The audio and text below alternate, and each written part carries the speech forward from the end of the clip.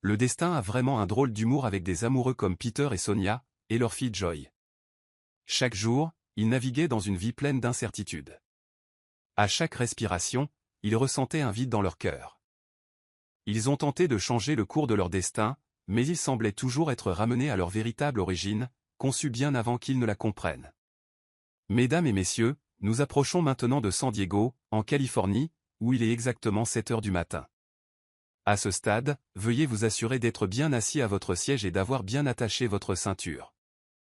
Les écrans de télévision personnels, les repose-pieds et les tablettes doivent être rangés, et tous les bagages à main doivent être placés dans les compartiments supérieurs ou sous le siège devant vous. Veuillez vous assurer que tous les appareils électroniques, y compris les ordinateurs portables, sont éteints. Merci de voyager avec nous. Passez une excellente journée. La voix d'une hôtesse de l'air venait de l'aéroport international John F. Kennedy, alors que l'avion transportant Madame Cheryl atterrissait en provenance des États-Unis. Après près de 24 heures passées sur différents fuseaux horaires, Cheryl avait encore largement le temps de rentrer chez elle. Comme à son habitude, elle s'arrêta d'abord à l'église locale. Elle avait toujours eu pour tradition de prier à chaque retour aux États-Unis. Des fleurs de jasmin fraîches et parfumées, à acheter pour un en-cas ou un cadeau. La voix d'une petite fille vendant des fleurs accueillit Madame Cheryl près de l'entrée de l'église. Cheryl hésita. Elle n'achetait jamais rien aux vendeurs ambulants, surtout aux enfants. Elle se méfiait de la provenance des marchandises. Pourtant, quelque chose chez cet enfant l'attendrissait. Il y avait en elle un charme difficile à ignorer. « Très bien, ma chérie, combien pour toutes tes fleurs ?» demanda Cheryl doucement. L'enfant ne répondit pas tout de suite. Elle n'en croyait pas ses oreilles. « Quelqu'un voulait acheter toutes ces fleurs ?» demanda-t-elle encore, juste pour être sûre. « Madame, avez-vous dit toutes ? Vous achetez toutes mes fleurs. » « Je rêve ? » « Oui, je les achète toutes, » ricana Cheryl. « Vous ne rêvez pas. »« Merci beaucoup, madame. C'est $2. »« Merci, merci. Tu es une telle bénédiction du Seigneur aujourd'hui, » s'exclama la petite fille. Cheryl lui tendit un billet de $5 et lui dit de garder la monnaie. La jeune fille faillit pleurer en recevant le pourboire, remerciant Cheryl à plusieurs reprises avant de s'enfuir. Fleur à la main, Cheryl entra dans l'église et s'agenouilla pour prier. Mais au moment où elle allait commencer, elle se serra la poitrine. Ce n'était ni de la douleur, ni de la peur. C'était quelque chose d'étrange. Une sensation à la fois chaude et froide enveloppa son cœur. Elle regarda autour d'elle, comme si ses yeux cherchaient quelque chose ou quelqu'un. Finalement, elle s'assit, les mains toujours sur la poitrine, les yeux fermés. Elle ne voyait que les yeux de la fille, les yeux souriants et suppliants de la petite marchande de fleurs. « Qu'est-ce qui ne va pas chez moi ? Je n'arrive pas à me concentrer. » Cet enfant, son sourire était comme un sort, se murmura-t-elle. De qui pouvait-elle bien être l'enfant ? Incapable de se défaire de ce sentiment, Cheryl se leva et sortit de l'église pour regarder autour d'elle. Mais la petite fille avait disparu. « Pauvre enfant » murmura Cheryl. Si jeune, déjà en train de trouver sa voie. Ses vêtements étaient sales et déchirés. C'est toujours pareil, des enfants abandonnés par des parents irresponsables, des gens qui mettent au monde des enfants et ne les élèvent pas correctement. Même en rentrant à sa maison, Cheryl ne pouvait s'empêcher de penser à la petite fille, à son regard, à son sourire. Elle rappelait quelqu'un à Cheryl. Ses yeux, comme ceux de Peter enfant, surtout quand il souriait. Peter n'était même pas le vrai nom de son fils. C'était un surnom inspiré de son grand-père, Monsieur Pablo, dont le prénom avait été américanisé en Peter. Ainsi, son fils devint Peterson, Peter de Pablo et Sen de Sonor. Les jours passèrent, mais Cheryl ne pouvait s'empêcher de penser à l'enfant. Quelque chose en elle persistait dans son cœur, ses yeux ronds et suppliants, cette voix innocente. Une force en elle désirait ardemment serrer la fille contre elle, mais elle s'était retenue, pensant à l'état sale de l'enfant, à ses vêtements crasseux. Pourtant, quelque chose l'attirait. Le dimanche arriva rapidement. Cheryl se leva tôt, comme toujours, pour aller à l'église. Élevée dans une famille religieuse, elle ne manqua jamais un office dominical. Mais cette fois, elle avait une nouvelle raison. Elle espérait revoir la petite fille, la cave à fleurs près de l'entrée de l'église. Cheryl n'était pas la seule à remarquer son attachement grandissant. Même le personnel de la maison chuchotait avec curiosité chaque fois qu'elle évoquait l'enfant. « Martha, emballe le repas que j'ai préparé, on l'apporte près de l'église, ordonna Cheryl en se préparant. « C'est pour la petite fille qui vend des fleurs à l'église, n'est-ce pas ?» répondit Martha en la regardant préparer. Sans un mot de plus, elle obéit à la demande de Cheryl. Arrivée près de l'église, Cheryl scruta l'espace où se rassemblaient habituellement les marchands de fleurs. Son regard remarqua immédiatement le même enfant, vêtu des mêmes vêtements usés. Une fois de plus, son cœur s'adoucit. Elle appela l'enfant, et la fillette accourut joyeusement vers elle, lui parlant avec le même charme irrésistible. « Bonjour, madame. Veux-tu racheter du jasmin? Il est frais et très parfumé. » Cheryl sourit devant son enthousiasme. « Oui, ma puce, je les rachèterai tous. Mais vous souvenez-vous de moi? C'est moi qui vous ai acheté toutes vos fleurs dimanche dernier. » Le sourire de la jeune fille s'élargit. « Oui, madame, je ne vous oublierai jamais. Tu as été le premier à m'acheter tout ce que j'avais. Je suis rentré tôt ce jour-là. Tout était en rupture de stock. » Cheryl rigola en déchargeant la nourriture qu'elle avait apportée. « Bon, alors. Je les rachète tous. Mais d'abord, comment vous appelez-vous? » Joy Marie de Los Santos, madame. Mais maman m'appelle Joy. J'aurai bientôt 5 ans. Ça te va bien, Joy? Ça te va vraiment bien, dit Cheryl en souriant. Où sont tes parents? Le visage de Joy s'assombrit soudain. Sa joie s'est transformée en tristesse. Je n'ai pas de père. Il n'y a que maman et moi. Elle dit qu'il n'était jamais revenu après avoir découvert qu'elle était enceinte. Cheryl cessa de poser des questions. Elle tendit la nourriture à Joy, qui sourit de nouveau, émue par le geste. Voir les larmes de la petite fille au bord de ses cils réveilla quelque chose de plus profond en Cheryl. Elle regarda Joy manger, sa faim évidente, sa gratitude visible. Cheryl ne put plus résister. Elle prit l'enfant dans ses bras. « Veux-tu venir avec moi un de ces jours ?» demanda Cheryl. « On peut acheter des vêtements, des jouets et de la nourriture. Comme tu veux. » Les yeux de Joy s'illuminèrent. « J'adorerais, mais je dois d'abord demander à maman. Elle va s'inquiéter. Elle sait seulement que je reste ici, près de l'église. » Cheryl sourit. « Ok, va demander à ta mère. Dimanche prochain, je t'emmènerai dehors après la messe. » Joy hocha la tête avec enthousiasme.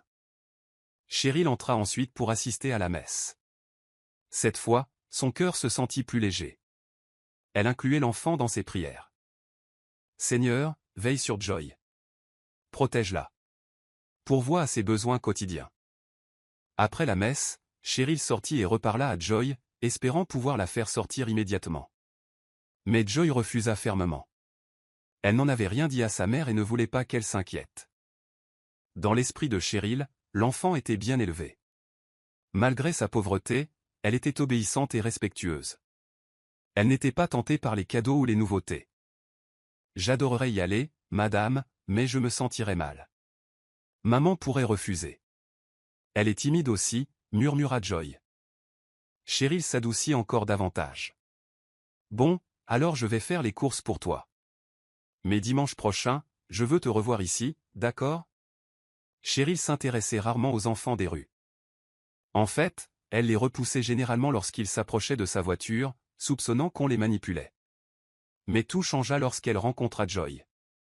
Elle ne comprenait pas pourquoi, seulement qu'elle avait l'impression que leurs âmes parlaient à chaque fois que leurs regards se croisaient. Une semaine passa. Cheryl arriva à l'église plus tôt que d'habitude pour passer plus de temps avec l'enfant. Mais elle fut déçue. Joy ne s'est pas présentée. Elle a attendu, pensant être arrivée trop tôt. Mais au début de la cérémonie, toujours pas de nouvelles d'elle. « Joy, où es-tu? Que s'est-il passé? Pourquoi n'es-tu pas là ?» murmura Cheryl, de plus en plus inquiète. Après la messe, elle se renseigna, mais personne ne savait où était la jeune fille. Elle entra dans l'église, le cœur lourd, et se consacra à la prière, espérant que Joy était saine et sauve. En quittant l'église, elle scruta à nouveau les alentours, mais ne vit aucun signe de l'enfant.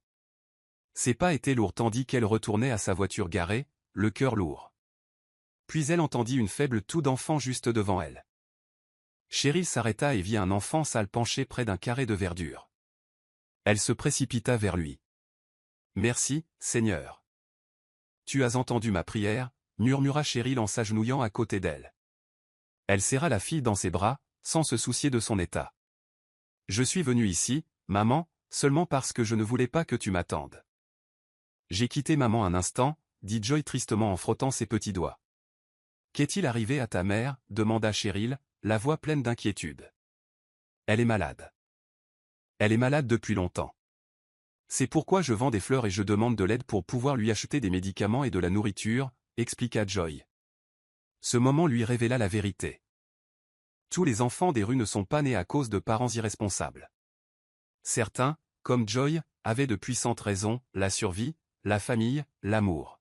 « Viens, je t'emmène chez ta mère, » dit Cheryl en se levant. Mais Joy hésita. « Nous n'avons pas de maison, madame. Nous habitons sous le pont, » dit-elle doucement en se frottant les mains. Cheryl n'en croyait pas ses oreilles, mais insista. « Peu importe où tu habites. Je veux juste voir ta mère. Tu es trop jeune pour porter tout ça. Laisse-moi t'aider. Je ne demanderai rien en retour. Laisse-moi juste faire. » Touché par sa sincérité, Joy accepta et s'accrocha à elle. Cheryl vit le poids de la responsabilité sur ses petites épaules. La peur, l'épuisement et la tristesse obscurcissaient le regard de Joy. La voiture suivit la route vers l'endroit indiqué par Joy. Même depuis l'intérieur du véhicule, Cheryl comprit que Joy avait dit vrai. Elle s'était engagée dans un chemin étroit jonché de maisons de fortune construites avec du carton rapiécé, des sacs et des tôles rouillées. « Madame, nous ne pouvons pas aller plus loin. Notre maison est plus en retrait, et ta voiture ne peut pas passer par là, » dit rapidement Joy. Cheryl laissa échapper un long soupir, la poitrine serrée. Elle ne supportait pas l'idée que Joy vive dans un endroit pareil. Ils restèrent assis en silence un moment avant de sortir et de marcher prudemment sur le sentier étroit, boueux et sale. Des gens commencèrent à sortir des petites cabanes, les observant attentivement. Malgré les regards qui la suivaient, Cheryl continua de marcher derrière Joy jusqu'à une minuscule cabane faite de sacs et de carton, sous un pont. L'odeur la frappa immédiatement. Instinctivement, elle se couvrit le nez. Jamais de sa vie Cheryl n'était entrée dans un endroit pareil. Sans Joy, elle n'aurait jamais imaginé ce qu'était la vraie pauvreté. La réalité qui s'offrait à elle était pire que tout ce qu'elle avait imaginé. Elle se sentait nauséeuse, mais persévérait pour le bien de l'enfant. Là, elle vit une femme mince, aux cheveux longs, allongée sur une pile de sacs. Joy courut vers sa mère et lui toucha doucement le front. « C'est ma mère. Elle n'a pas pu se lever aujourd'hui. Elle a toujours eu de la fièvre. J'ai utilisé l'argent que tu m'as donné pour ses médicaments et sa nourriture. Elle est comme ça depuis plus de 2 semaines. C'est pour ça que c'est moi qui vends des fleurs à l'église maintenant, » expliqua Joy. Cheryl resta bouche bée. Elle serra Joy dans ses bras et prit une décision sur le champ. « On quitte cet endroit immédiatement. Tu logeras dans une de mes maisons près de mon manoir pendant qu'on soigne ta mère, » murmura Cheryl. « Vraiment, madame ? Merci. Êtes-vous l'ange que Dieu a envoyé pour nous aider ?» demanda Joy, les larmes aux yeux. Elle se pencha pour murmurer à sa mère inconsciente l'offre de Cheryl, mais la femme ne répondit pas. Cheryl n'attendit pas la permission. Elle appela son assistante et ordonna qu'on porte la malade jusqu'à la voiture. Tout se passa rapidement et elles furent bientôt en route pour l'hôpital. Dans la voiture, Cheryl constata combien Joy aimait profondément sa mère. Elle l'embrassait sur le front à plusieurs reprises et murmurait des prières pour lui donner de la force. « Maman, promets-moi que tu iras mieux. Ne perds pas espoir. Tout ira bien. » Cheryl observait Joy serrer fermement la main de sa mère. Il y avait quelque chose de sacré dans leur attachement l'un à l'autre. À l'hôpital privé, grâce aux relations de Cheryl, les médecins ont réagi rapidement. Ils ont découvert que Sonia souffrait d'un taux de potassium extrêmement bas et d'infections non traitées. « Ne vous inquiétez pas », a expliqué le médecin. Avec un traitement approprié et du repos, elle se rétablira en quelques jours. Heureusement qu'elle a été admise à ce moment-là. L'infection aurait pu se propager et s'aggraver considérablement. Joy écoutait attentivement, hochant la tête avec compréhension. Sonia étant toujours inconsciente, Cheryl en profita pour poser quelques questions à Joy. « Maman a dit que papa était parti annoncer sa grossesse à ses parents, mais il n'est jamais revenu. Quand ses parents l'ont découvert, ils l'ont mise à la porte. C'est comme ça qu'elle s'est retrouvée ici. Et moi aussi, je suis né ici, dit Joy tristement. Cheryl serra les poings de colère. Homme irresponsable, murmura-t-elle en pensant au père de Joy. Il s'était enfui de son devoir, les abandonnant sans laisser de traces. Joy regarda à nouveau sa mère. Elle a traversé tant d'épreuves, murmura Joy. Ne vous inquiétez pas, je vous aiderai tous les deux. Vous n'aurez plus jamais à retourner là-bas. Et toi, Joy, tu iras à l'école. Je m'occuperai de tout, promit Cheryl. Et elle le fit. Quelques semaines plus tard, Sonia était enfin prête à quitter l'hôpital. Elle et Joy ont joyeusement emballé leurs quelques affaires, se préparant pour le prochain chapitre de leur vie. Maman, nous emménageons dans une des maisons de Madame Cheryl, près de son manoir. Elle n'est pas très grande, mais elle est belle, et personne ne l'utilise. Elle a dit qu'on pourrait vivre là-bas. Joy a dit avec enthousiasme, les yeux pétillants. On ne laissera pas passer cette chance, a répondu Sonia, le cœur gros. Je travaillerai pour elle. Je veux lui rendre l'appareil, même un peu. Même dans les moments difficiles, Sonia a vu comment la gentillesse d'une personne avait changé son avenir. Joy allait en dire plus quand on frappa à la porte de la chambre d'hôpital. Elles se retournèrent et virent le visage souriant de Cheryl. Oh, tu es prête. Allons-y. Tu pourras continuer ta convalescence dans ta nouvelle maison, dit Cheryl en prenant la main de Joy. Un membre du personnel hospitalier accompagna Sonia jusqu'à la voiture.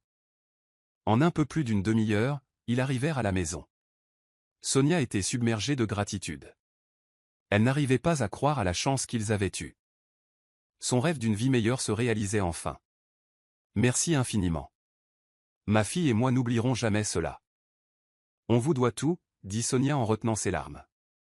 Une fois installée, Cheryl leur annonça qu'elle repartirait pour l'Amérique le lendemain pour régler quelques affaires. Tout est réglé avec ma gouvernante, Marie. Elle veillera à ce que tu aies ce dont tu as besoin, dit Cheryl. Sonia et Joy étaient attristées par la nouvelle. Tu retournes en Amérique? Si loin, dit Joy doucement. Ça dépend de ce dont je dois m'occuper là-bas, expliqua Cheryl. On attendra ton retour, murmura Joy en serrant Cheryl fort dans ses bras. Si ta mère reprend des forces, elle pourra aider à la cordonnerie, dit Cheryl. Marie sait quoi faire. Elle prendra soin de toi pendant mon absence. Ils ont partagé leurs larmes en se disant au revoir. Sonia et Joy restèrent dans leur nouvelle maison, ressentant enfin un sentiment de paix. Sonia n'en croyait pas ses yeux. Elles avaient enfin une vraie chance de prendre un nouveau départ. Elle n'a jamais cessé de prier pour que leur vie s'améliore, et c'était le cas. Quelques jours plus tard, Cheryl les a appelés d'Amérique pour prendre de leurs nouvelles. Elle leur a rappelé ce qu'ils devaient faire pour reconstruire complètement leur vie. Ce que Sonia et Joy ignoraient, c'est que Cheryl était également confrontée à une épreuve bien plus grave. Son fils unique, Peter, suivait un traitement continu. Les médecins avaient déclaré qu'il était quasiment impossible qu'il retrouve la mémoire, en raison de l'ampleur de sa lésion cérébrale. Mais Cheryl n'a jamais perdu espoir. Peter n'oublia jamais une chose, son collier en coquillage blanc. C'est précisément pour ce collier que Cheryl était retournée aux Philippines une fois, juste pour le récupérer. Peter, mon fils, voici le collier que tu demandais. Je l'ai rapporté, dit Cheryl d'un ton joyeux en s'approchant de son fils, assis près de la véranda. Merci maman, ça me touche beaucoup. J'ai l'impression que quelqu'un d'important dans ma vie m'a donné ça, mais je ne me souviens plus de qui. S'il te plaît, aide-moi à me souvenir de mon passé, supplia Peter, s'accrochant encore à l'espoir de retrouver ses souvenirs perdus. On fera tout ce qu'on peut, fiston. Aidons-nous les uns les autres. Dieu est miséricordieux. Je sais qu'il restaurera ce qui a été perdu. Ne perds pas espoir, dit Cheryl en le serrant fort dans ses bras. Le temps passa vite. Finalement, Cheryl et Peter décidèrent de retourner aux Philippines, sur recommandation du médecin. Des images et des sons familiers, disait-il, pourraient aider Peter à se remémorer des fragments de son passé oublié. Peter était impatient de partir, curieux de ce qu'il pourrait redécouvrir. D'après les souvenirs qui lui restaient, il pensait avoir grandi aux Philippines et y avoir vécu avant l'accident. Ils arrivèrent et, comme d'habitude, s'arrêtèrent à l'église pour prier avant de rentrer.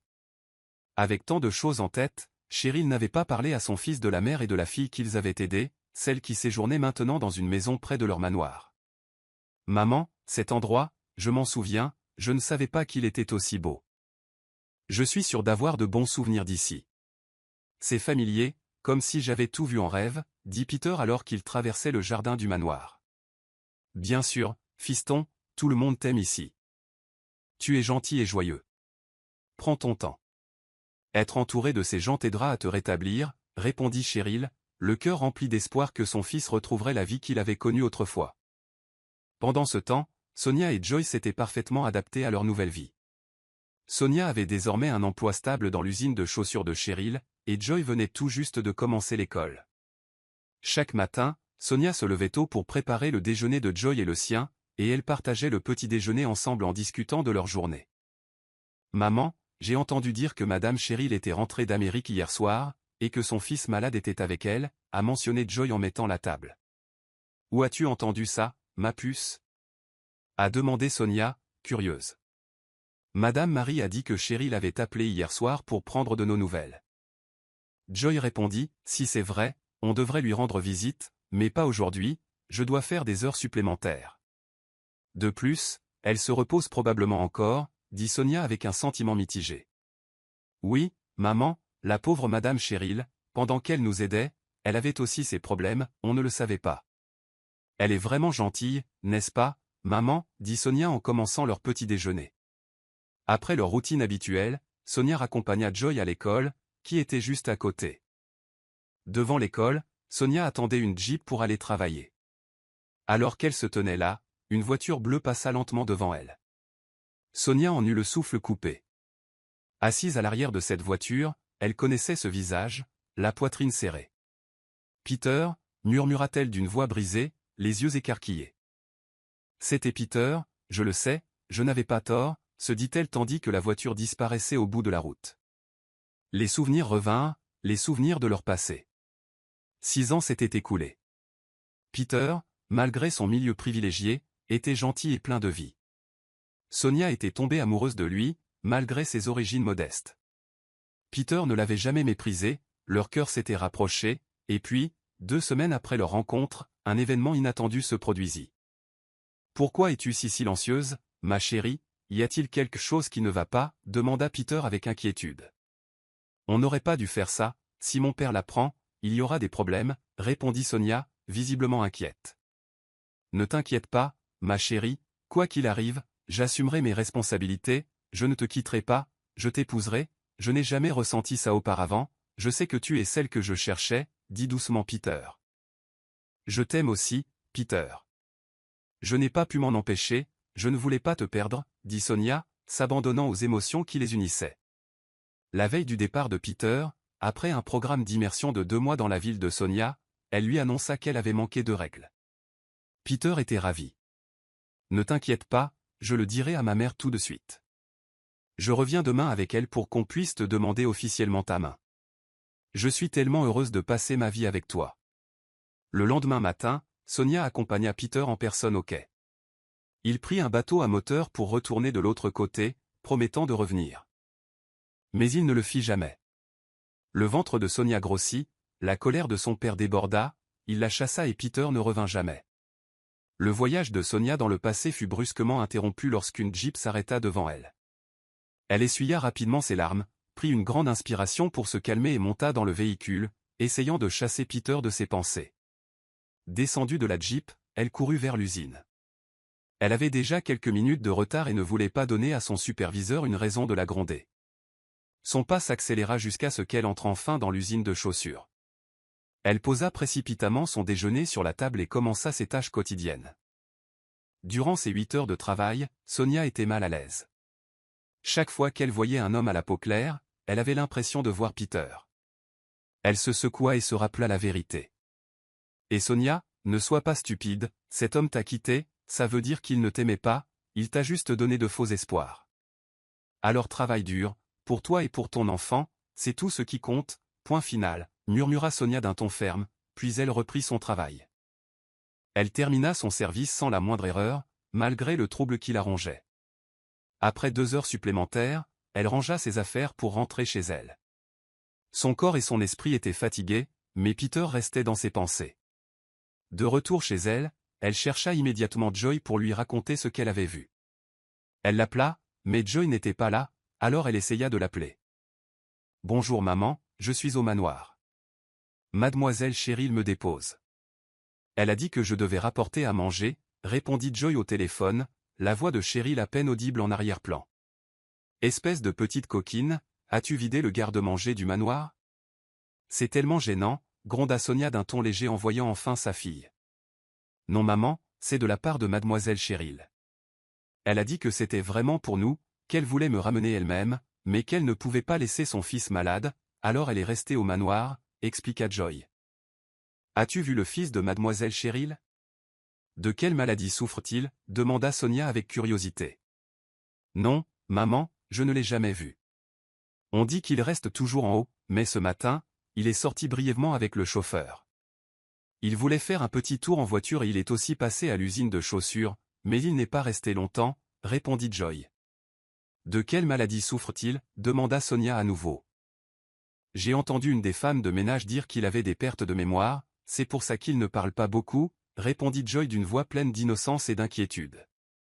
Ô pauvre enfant, soupira Sonia, on devrait bientôt aller au manoir et apporter quelque chose de spécial, mais pour l'instant, finissons avec cette conversation, il se fait tard, il faut se reposer.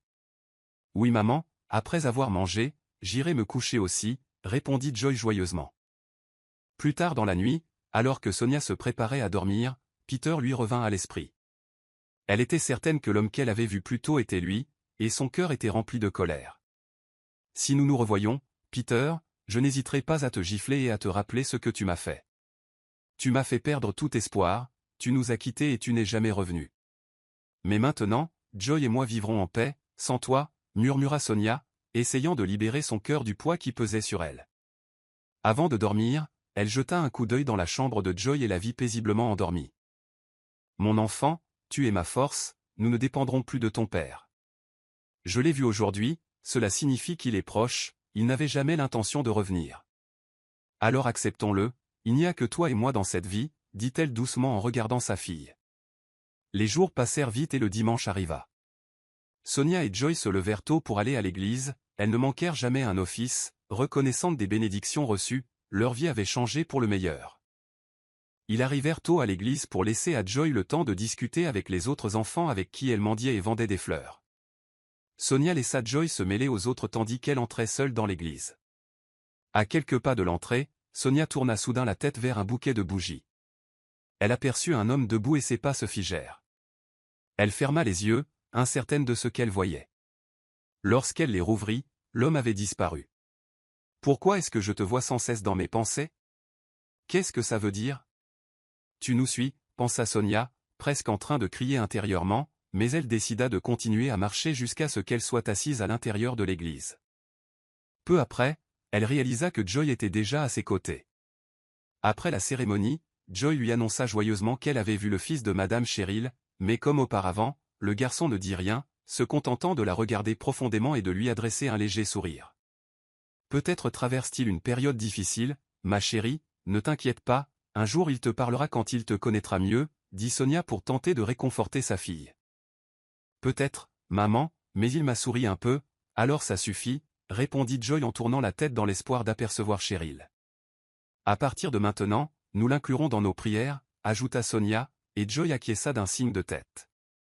Ils rentrèrent tôt ce jour-là, c'était dimanche, leur seule chance de la semaine de s'occuper pleinement des tâches ménagères. Après le déjeuner, elles firent une pause chacune dans leur chambre, mais peu après, Joy frappa à la porte de sa mère. Sonia mit un moment à ouvrir, plongée dans un profond sommeil d'épuisement. « Maman, Madame Cheryl est au téléphone. Elle a dit qu'elle avait essayé de t'appeler, mais ton téléphone était éteint. Elle veut te parler, dit Joy en lui tendant le téléphone. Sonia répondit rapidement. « Bonjour, maman, je suis vraiment désolée, mon téléphone était en charge. Puis-je faire quelque chose pour toi? Sonia, ma chère, je me demandais si Joy pouvait venir aujourd'hui. Mon fils a vraiment envie de lui parler. Il dit qu'il est heureux quand il parle, il la trouve joyeuse, expliqua Cheryl. » Avant même que Cheryl ait pu terminer, Sonia accepta et proposa même d'emmener Joy elle-même au manoir. Cheryl la remercia et insista pour qu'une voiture vienne la chercher. Sois prudente au manoir, ma chérie, lui dit Sonia. Ne sois pas trop bruyante, le fils de Cheryl pourrait s'énerver, et si c'est le cas, sois compréhensive, il est malade, on peut peut-être l'aider à se sentir mieux, ne serait-ce qu'un peu. Oui, maman, je me souviendrai de tout ce que tu m'as dit, mais je le trouve vraiment gentil, je le vois dans ses yeux, dit Joy avec assurance. Bientôt, Joy arriva au manoir, et Peter l'attendait déjà près de la grande porte du garage. Bonjour, oncle Peter. J'ai apporté des friandises que maman et moi avons préparées pour toi, dit Joy d'un ton joyeux. Peter sourit légèrement et s'approcha d'elle. Oh, Joy, tu es là, oncle Peter t'attend depuis ce matin, tu lui as manqué après t'avoir vu à l'église, dit Cheryl en prenant les petites mains de Joy. Très bien, restez ici, je vais préparer les friandises que vous avez apportées, dit Cheryl en emportant les encas à la cuisine. En attendant, Joy s'assit à côté de Peter sur le grand canapé. Peter ne dit pas grand-chose, mais il observa Joy jouer à un jeu de briques. Remarquant qu'il l'observait, Joy sourit. « Tonton, tu veux jouer à ce jeu aussi ?»« Comment on y joue ?» demanda simplement Peter. « C'est facile, il suffit de regarder ce que je fais, et on pourra commencer tous les deux. Celui qui a le meilleur score gagne, » expliqua Joy avec enthousiasme. Elle fit patiemment une démonstration du jeu. Malgré son état actuel, les fonctions cognitives de Peter restèrent intactes, seule sa mémoire était affectée. « Je » répondit Peter en souriant. Au début, il peinait à maîtriser les commandes, mais il s'améliora progressivement, empilant rapidement de plus en plus de briques. Cheryl les observait de loin, souriant tandis que Peter riait. Elle n'avait pas vu son fils aussi animé depuis longtemps, depuis son réveil du coma et son diagnostic d'amnésie. Peter parlait à peine, il ne parlait qu'en cas de nécessité et à quelques personnes. Mais maintenant, il riait, plaisantait et montrait même des signes de compétitivité. « Tu es doué pour ça, oncle Peter, » dit Joy, stupéfaite, levant la main pour un « high five ». « Bien sûr, c'est facile, parce que tu me l'as appris, » répondit Peter en riant doucement et en la chatouillant légèrement sur le côté, ce qui les fit rire tous les deux. Cheryl, bouleversée par la joie qu'elle voyait chez son fils, les laissa continuer à jouer jusqu'à ce que cela se transforme en concours de chant, leur voix résonnant dans tout le manoir. Bien que Joy ne connaisse pas toutes les paroles sur l'écran vidéo, elle choisit une chanson qu'elle chantait souvent avec sa mère, une chanson qu'elle avait mémorisée. Joy commença à chanter « For the Good Times » d'Anne Murray avec assurance. Peter cessa de regarder les paroles et se concentra sur elle. Même Cheryl, qui était dans la cuisine, se précipita pour voir Joy chanter. « Waouh, Joy, tu chantes tellement bien. Même si c'est une chanson pour adultes, tu l'as parfaitement bien chantée » s'exclama Cheryl, impressionnée. Peter fixa Joy du regard, cherchant apparemment où il avait entendu cette chanson pour la première fois. Après un bref silence, Peter applaudit et serra Joy fort dans ses bras. « Tu es incroyable, j'ai perdu, tu as eu une note parfaite, » dit-il avec un large sourire. Ils éclatèrent de rire, mais lorsque Peter rentra dans la pièce, Joy remarqua que son expression changeait, il semblait souffrir. Joy vit Peter se tenir la tête, grimaçant de douleur. « Maman, il a terriblement mal à la tête, on dirait qu'elle va exploser » criait Peter à plusieurs reprises. « Ne te force pas à te souvenir, mon fils, laisse tes souvenirs revenir d'eux-mêmes, » dit Cheryl avec anxiété en lui tenant le visage. Bientôt, le médicament fit effet et Peter se calma, il finit par s'endormir. À l'extérieur de la pièce, Joy baissa les yeux, triste. « Je suis désolé, mademoiselle Cheryl. J'ai peut-être fatigué oncle Peter, ou peut-être qu'il a mal à la tête à cause du jeu vidéo. »« Je suis vraiment désolé, » dit Joy doucement. Cheryl hésitait entre rire et pleurer. « Ce n'est pas ta faute, Joy, il est toujours content quand tu es là, c'est comme ça, il a mal à la tête quand il essaie de trop se souvenir. Mais ne t'inquiète pas, il va bientôt se réveiller, et ton chant était magnifique. »« Où as-tu appris cette chanson ?»« De ma mère, » répondit simplement Joy. Après leur conversation, Joy fit ses adieux et partit pour que Peter puisse se reposer. « Tu es rentré tôt, chérie, je pensais que tu resterais jusqu'à ce soir » demanda Sonia, surprise de voir Joy revenir. « Oui, maman, je suis rentré tôt parce que tonton Peter avait mal à la tête pendant qu'on chantait aux jeux vidéo. Il s'est endormi après avoir pris ses médicaments. J'étais triste, Je pensais que c'était moi qui avais causé ça, ou peut-être qu'il n'aimait pas ma voix, dit Joy, déçu. Sonia passa doucement son bras autour des épaules de Joy. Peut-être qu'il était juste fatigué de toute ton énergie, ma puce. Non, maman, mademoiselle Cheryl a dit que ça arrive quand il réfléchit trop, expliqua Joy. Sonia hocha la tête. Avant même d'aller se coucher, Peter était encore le sujet de leur conversation. Joy n'arrêtait pas de raconter des histoires à son sujet. Sonia ne pouvait l'expliquer, mais quelque chose lui semblait étrange. Elle allait se lever quand le téléphone de Joy sonna. Il n'y avait pas de nom sur l'écran, juste un numéro. « Allô, qui est-ce » répondit Sonia. « Bonjour, c'est Peter. Je suis désolé d'appeler si tard, je voulais juste parler à Joy. Je viens de me réveiller et je n'ai pas pu lui parler avant.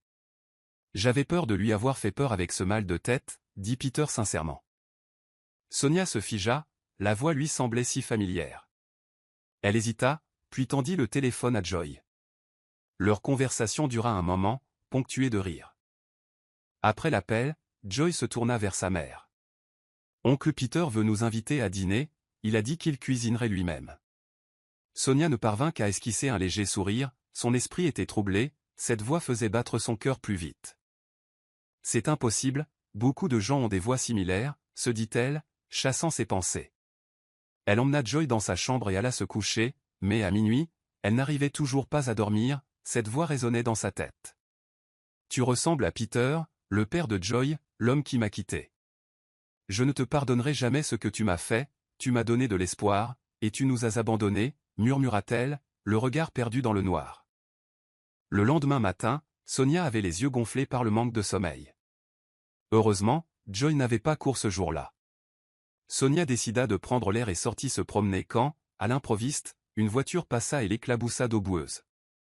Elle cria de frustration, fixant la voiture qui s'éloignait. Elle mémorisa la couleur et la plaque d'immatriculation, c'était la même qu'elle avait vue auparavant, celle dans laquelle Peter était, elle en était sûre maintenant. Frustrée et trempée, Sonia retourna chez elle se changer et se précipita vers l'usine. Alors qu'elle s'apprêtait à franchir le portail, elle aperçut la même voiture, son sang bouillonnait, elle s'approcha, et Peter se retourna, choqué de la voir. « Et, qui es-tu ? Que veux-tu » demanda-t-il. Sonia ne répondit pas, le fusilla du regard, leva la main et le gifla. « C'est pour tout ce que tu m'as fait, Peter, tu as ruiné ma vie, je t'ai attendu, mais tu n'es jamais revenu, mes parents m'ont renié à cause de toi, cria-t-elle, les larmes aux yeux. Peter était abasourdi. « Je m'appelle Peter, mais je ne sais pas de quoi vous parlez, je ne vous connais même pas, dit-il, surpris. Sonia ne fit qu'enrager davantage, elle le gifla de nouveau et s'enfuit. Son chauffeur, qui avait tout vu, se précipita vers lui. « Monsieur, cette femme doit être ouvrière, elle ne savait probablement pas que vous étiez le fils du patron. » Peter soupira. « Laisse tomber, ne dis rien à ma mère, je lui en parlerai moi-même le moment venu. »« Oui, monsieur, » répondit le chauffeur. Sonia n'arrivait pas à se concentrer au travail. Elle demanda un congé anticipé et rentra directement chez elle. Joy fut surprise de voir sa mère rentrer si tôt. « Maman, pourquoi es-tu déjà rentrée ? Tu n'avais pas de travail ? Tu te sens malade ? Que s'est-il passé ?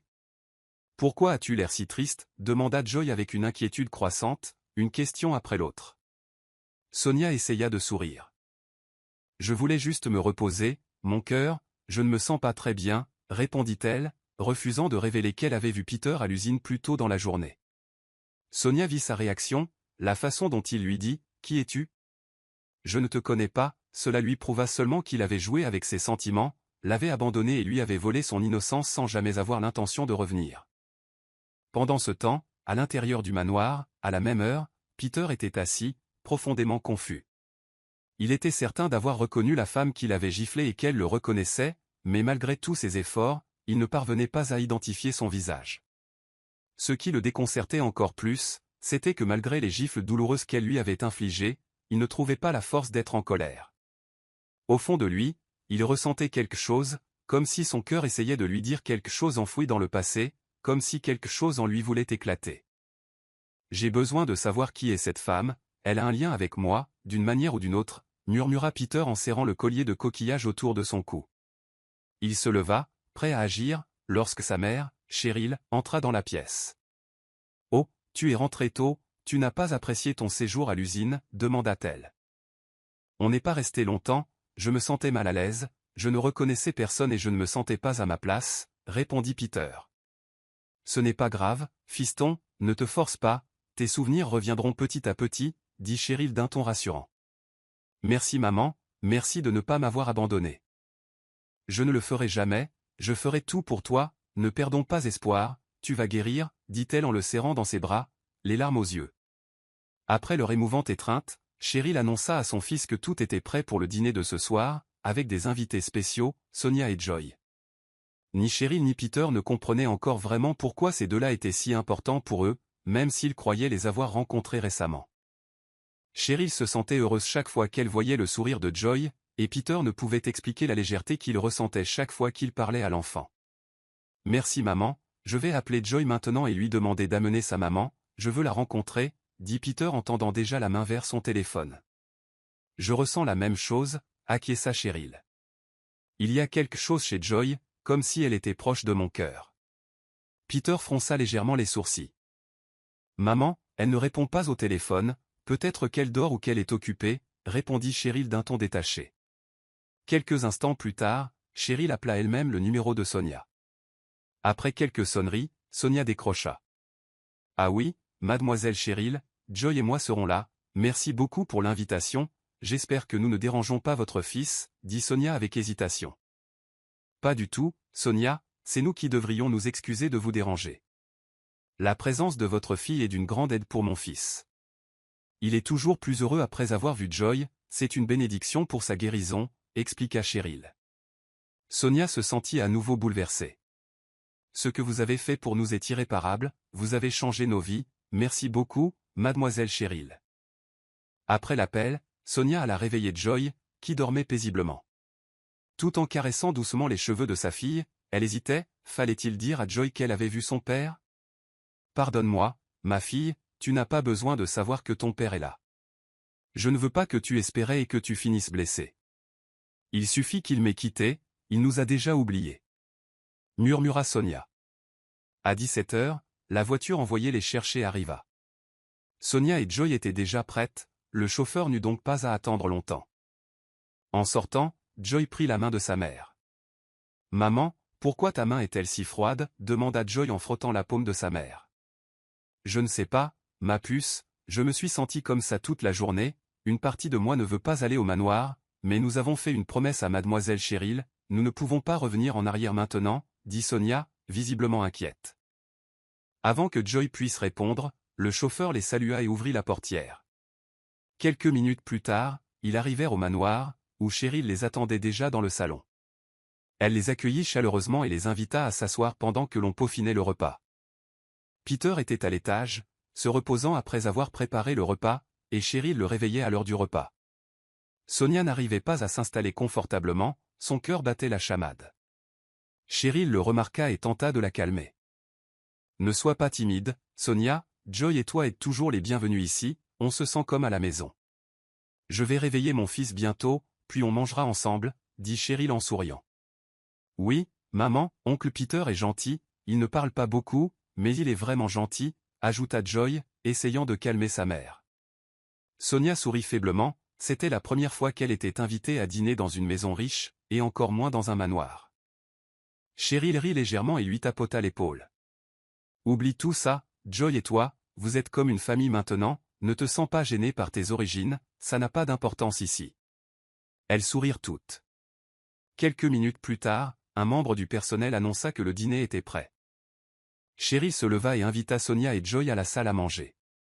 Elle les fit asseoir en premier pendant qu'elle allait réveiller son fils. Sonia et Joy entendirent la voix joyeuse de Cheryl appeler Peter. Elles attendirent silencieusement que des pas se rapprochent. Joy fut la première à saluer Peter. Sonia leva lentement la tête, déterminée à voir le fils de Cheryl pour la première fois. Alors que son regard croisait son visage, les genoux de Sonia tremblèrent, son cœur battant à tout rompre. Ses yeux s'écarquillèrent tandis qu'elle murmurait sans cesse, « Peter, tu es le fils de Madame Cheryl. » Sa voix tremblait et ses mains agrippèrent le bord de la table. Personne ne bougea, tous la fixèrent, stupéfait par la réaction de Sonia. Peter resta figé, comme s'il avait vu un fantôme. « Toi, c'est toi qui m'as giflé ce matin à l'usine, n'est-ce pas? Pourquoi me connais-tu » demanda-t-il, brisant enfin le silence.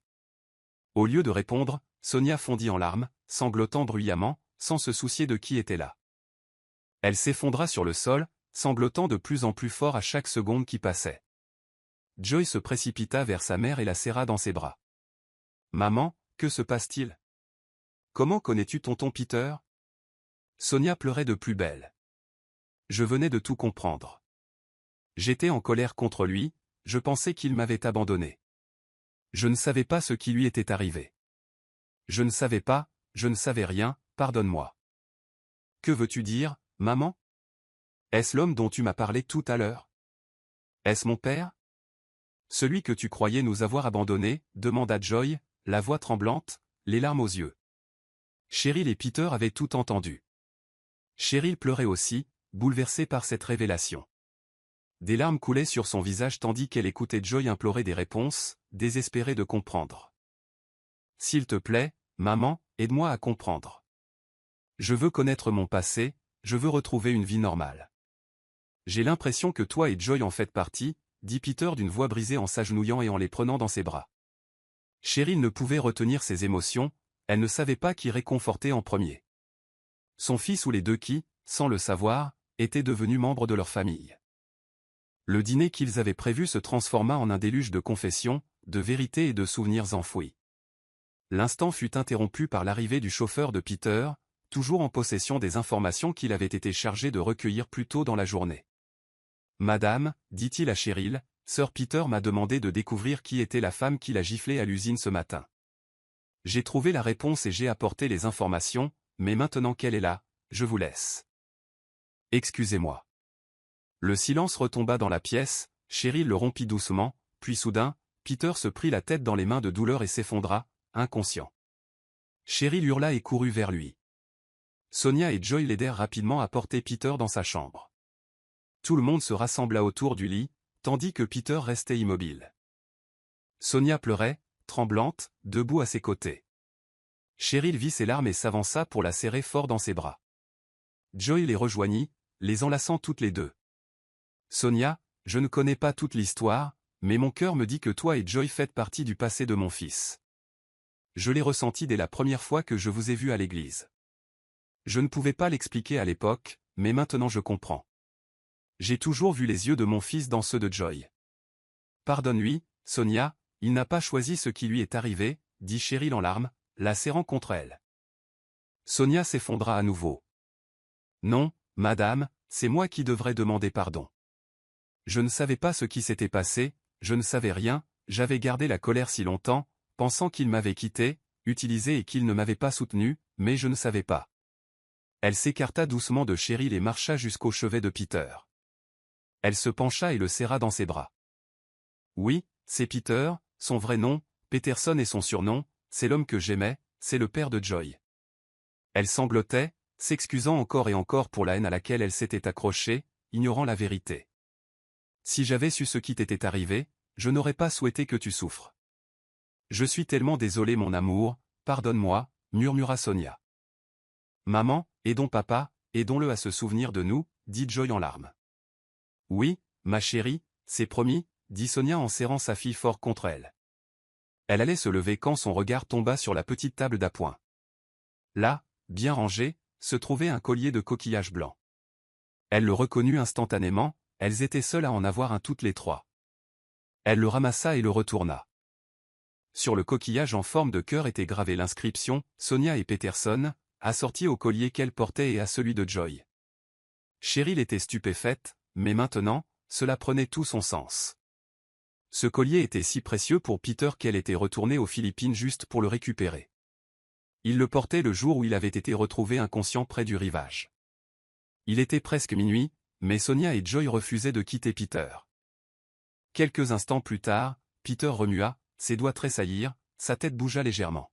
« Papa, Dieu merci, tu es réveillé, on ne te quitte pas maman et moi allons prendre soin de toi, d'accord, dit Joy, ses petites mains caressant sa joue. Joy, aide-moi, tu es mon espoir, aide-moi à me souvenir, ne m'abandonne pas, je veux que tout aille bien, je vais guérir, je te le promets, dit Peter, la voix pleine d'émotion, tandis qu'il se redressait lentement.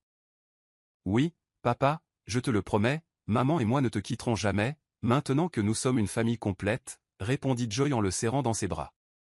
Peter prit la main de Sonia et la serra fort.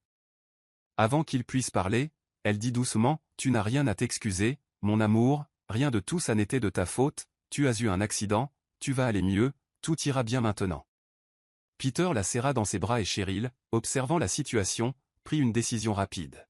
« Désormais, déclara-t-elle, même si c'est au milieu de la nuit, vous resterez tous les deux ici, au manoir, et nous allons reconstruire cette famille, ensemble. » Elle les serra fort tous les trois dans ses bras, puis, après s'être lâchés, ils rirent tous ensemble à travers leurs larmes. Une année passa, même si tous les souvenirs de Peter n'étaient pas revenus. Lui et Sonia étaient mariés, c'était la continuation d'une promesse autrefois inachevée. Leur petite famille était désormais au complet, remplie de rire et de chaleur, avançant avec amour, ils étaient prêts. Sonia avait décidé de retourner sur l'île avec Peter et Joy, pour demander pardon à son père. Elle savait au fond d'elle qu'il ne serait plus jamais rejeté, car elle avait tenu sa promesse, se relever, se reconstruire, suivre ce que le destin avait depuis longtemps écrit pour elle.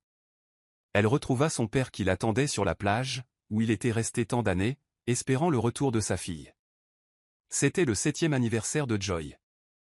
La fête fut grandiose, remplie d'invités. Sonia assistait avec joie à la présentation officielle de Joy, la Benjamine de la famille Agoncillo.